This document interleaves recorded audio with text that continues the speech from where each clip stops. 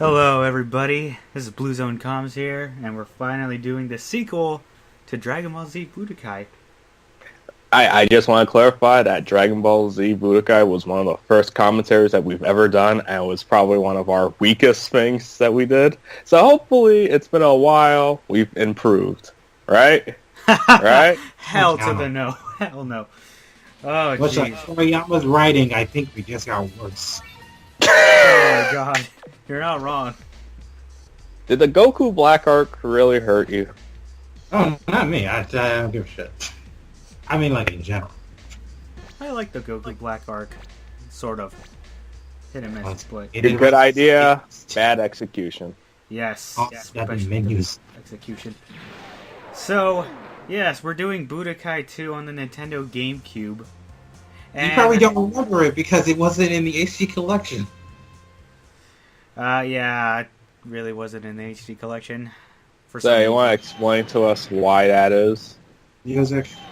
Yeah, well, I guess, but I mean, keeping it real, it is kind of the weakest out of the three, arguably.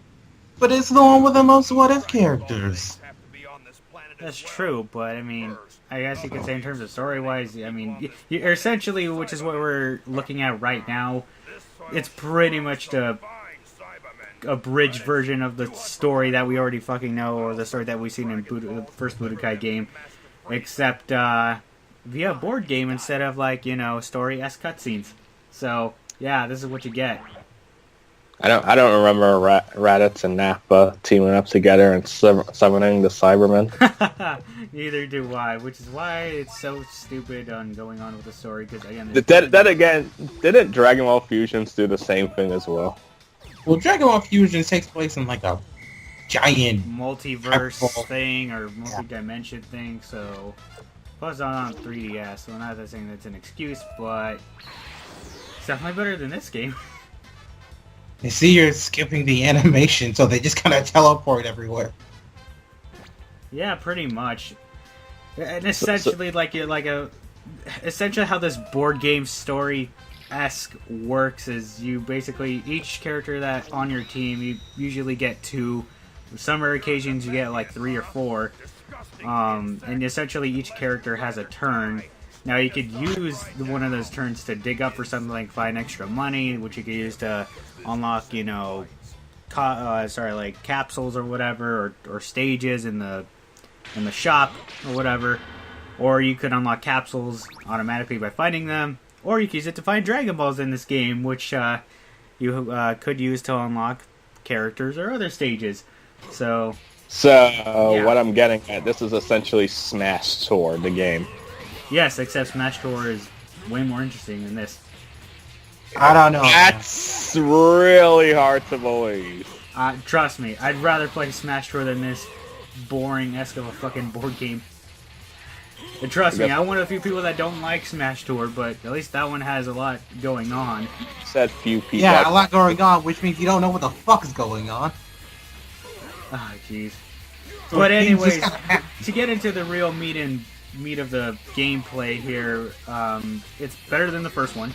It's more, I guess you could say, fast-paced, and, you know, you can now perform your signature, you know, special moves just by, you know, aiming forward or in the energy attack, instead of just doing a combo and then performing it. So, I guess you could say, like I said, it's fast-paced compared to the first one. And also, the specials, like, you know, like your final specials or whatever, are easier to perform, I guess. And they look more interesting. Piccolo's eyes are so... Yeah. The pupils are missing in this one. Man, it's almost as if he's a demon. He's not. He's an alien. Shut up. Oh, God, that retcon. This is before the Namek Saga.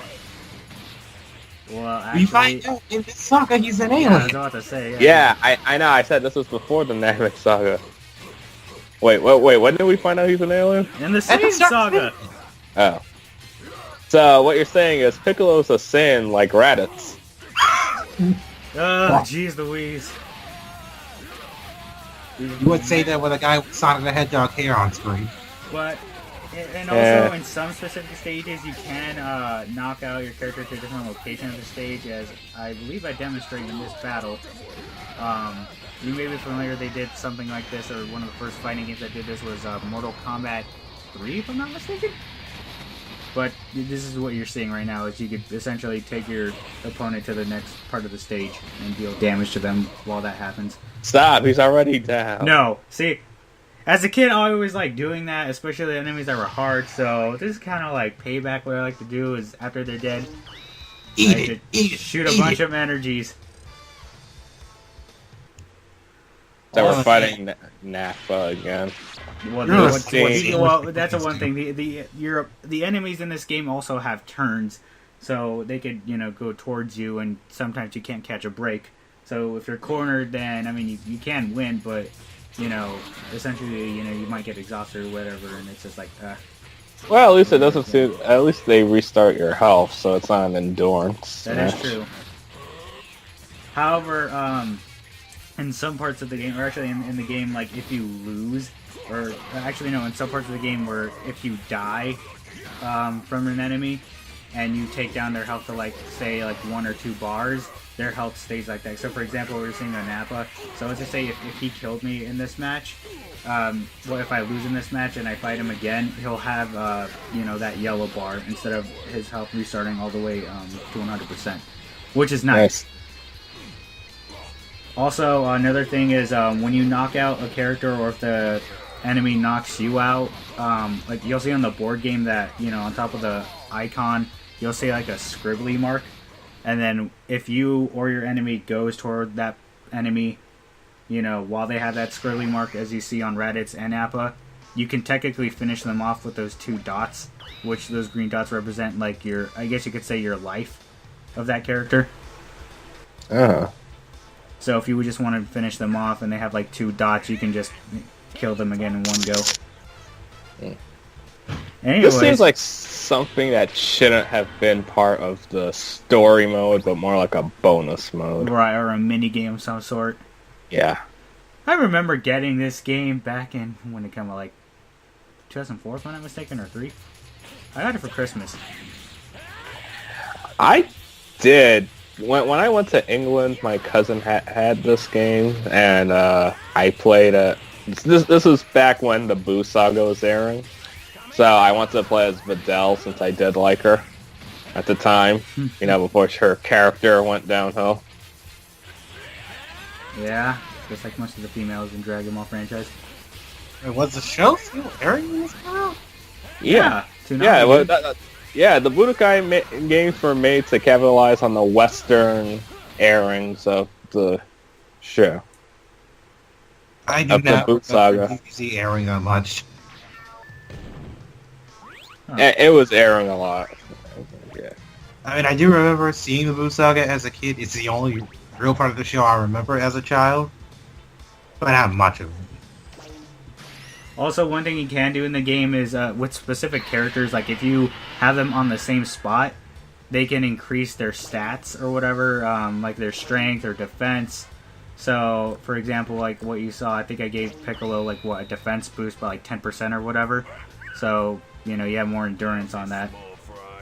Also, if you see like little icons like a sword, that also increases your attack for the duration of this, of this world or stage.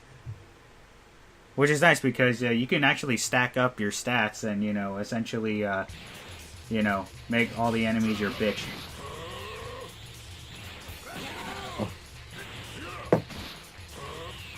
And Cybermen are like the only fodder that are constantly in Dragon Ball games. And what about Cell Jr.? Sometimes. Well, the Cell Juniors, I guess you could say, give up a little more of a challenge compared to the Cybermen. As you can see, they only have 1 health bar instead of 3, and hence why they give you, 2 or 3 Cybermen to fight, so they're really pathetically easy. Oh. Missed. I don't care, that's why you shoot Energy Blast.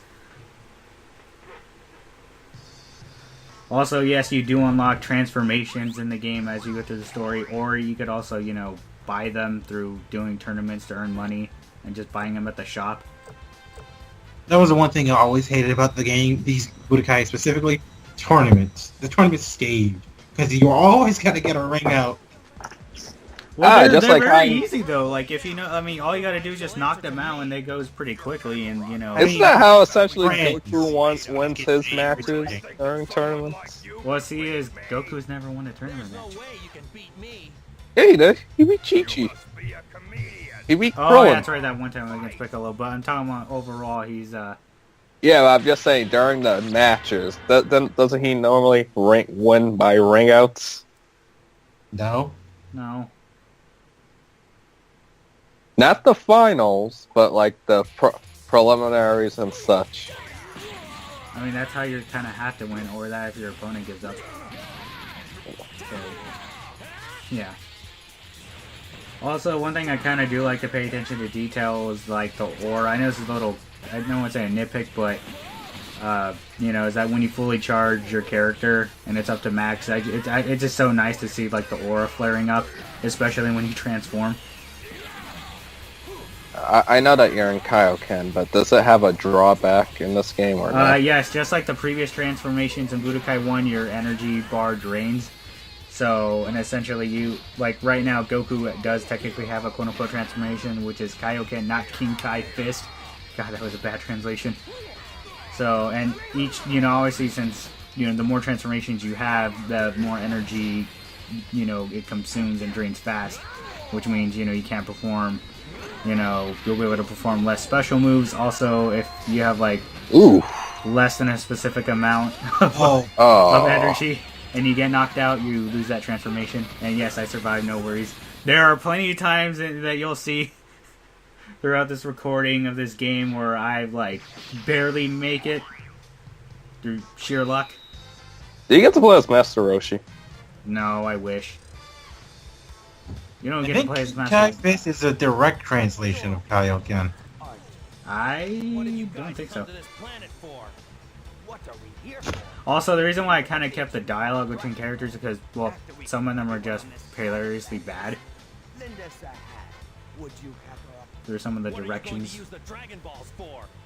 Also, it's just funny to see how very fast-paced this story is between the dialogue of the characters. Because you gotta see everything from Goku's point of view, since he's the main character.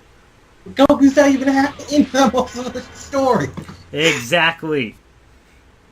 Don't worry, you'll be seeing some moments in the game where like, what the fuck? I don't remember, this didn't happen in the shouldn't but whatever. This game's story mode shouldn't even be taken seriously to begin That's why with. Dragon Ball is only destined to really have fighting games. Because most of this is just one-on-one fight. There's no real, like, only the single saga. There's not. I can't understand the concept. You have. John, speak closer to your mic. I can't understand the concept of giving DBZ a RPG adventure game like Legacy of Goku. Because most of the action is different between two people. I mean, isn't technically the Xenoverse games, aren't they technically RPGs? Yeah, they are technically RPGs, and they do have their own unique story, you know, because it takes place outside of, like, the main story, or, you know, because it's time travel and shit. And then even Fusions, you know, sort of kind of did a different take on that. Also, but yeah, our main objective just for this specific stage is to reach the Dragon Ball all the way at the end. The enemy grabs it, you fail. Don't know why, it's just one fucking Dragon Ball out of 7, so... But it's the principle of the thing. Man, fuck the principle. There's no principles here in this fucking show.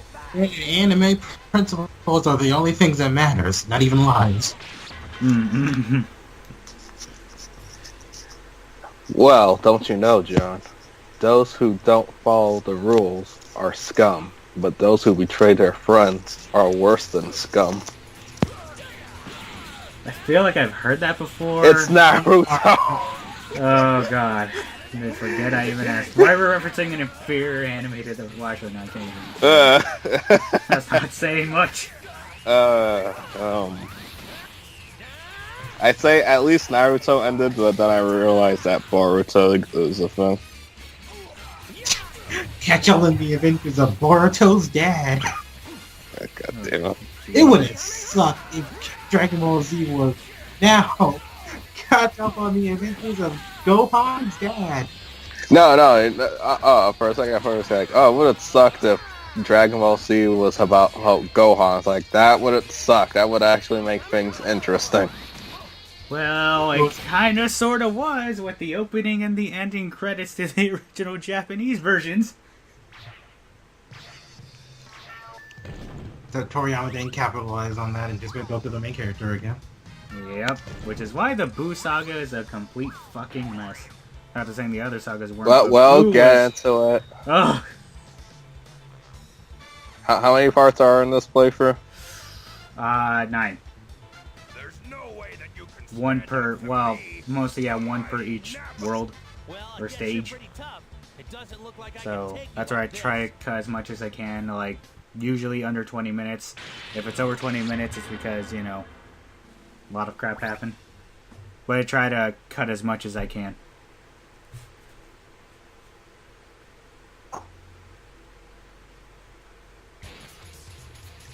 Don't worry, we'll get into we'll get into a lot, especially since we've gotten I'd say we've gotten a little bit more cynical towards Dragon Ball over the years. As Yeah. Exactly so. Remember when we actually used to like Goku? Now we just hate him. Because he's a selfish asshole. I don't think we really liked Goku as a person. We just liked how cool he looked. Or the things he did. Especially the techniques he had that was only exclusive to him. Now looking back, I'm kind of realizing that no character in this game plays differently from one another.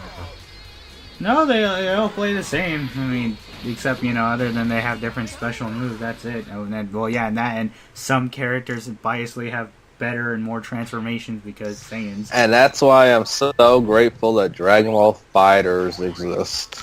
Mm-hmm. You know, it's weird. Fighters looks like it's the first traditional fighting game in the Dragon Ball series. Well, there were others, but This one feels like an actual fight. Yeah, also since the Cybermen are, you know, there's a lot of these fuckers, I decided to do a little quote-unquote shitty editing technique to mostly skip through this. But since it's Dragon Ball, we have to follow the rules of filler. But unless we're in Kai-verse. No, if we were following the rules of filler, we'd have to be playing a Naruto game or a Bleach game. Or an Inuyasha game. Dragon Ball has filler too, Marcos. I know Dragon Ball has filler, John, but There's a reason. Naruto and Inuyasha are infamous for having a shit ton of filler.